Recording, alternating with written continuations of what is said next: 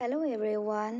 জুবিনদাৰ ক্ষেত্ৰত বহু সময় থকাৰ পিছত আমিও বাছত উঠিলোঁ, ঘৰৰ পিনে ৰাওনা হ'লোঁ আৰু এয়া বাছত আমি অকণমান বুট মুগ খাই লৈছোঁ। আৰু ইফালে ৰাতিপুৱাৰ পৰা যিহেতু আমি একোৱে খোৱা নাছিলোঁ, হোটেলত সোমাই আমি অকণমান চাহ পানীও খাই ল'লোঁ আৰু অহাৰ সময়ত অকণমান কলাক্ষেত্ৰতো সোমাই আহিলোঁ, যিহেতু হাতত আমাৰ সময় আছিলে বহুখিনি। কলাক্ষেত্ৰতো আপোনালোকে প্ৰায়ভাগে চাইছেই, মইনো কি ভিডিঅ' আকাৰে আপোনালোকক গোটেইখিনি দেখাম, এনে অকণমান ক্লিপ হিচাপত লৈছোঁ আৰু অলপ চলপ। আৰু এয়া আমাৰ অসমীয়াৰ যিখিনি এতিয়া আমাৰ মাজৰ পৰা হেৰাই গৈছে, সেইখিনি প্ৰায় ভাগ ইয়াতে সাঁচি ৰখাৰ কাৰণে যথেষ্টখিনি এই কলাক্ষেত্ৰত যিবিলাক মানুহ আছে তেখেতসকলে বহুতখিনি চেষ্টা কৰিছে আৰু পৰিৱেশটো সঁচাই বহুত বেছিয়ে ভাল লগা আছিলে। মই পিছে অকণমান জুলনাও জুলিলোঁ দিয়ক।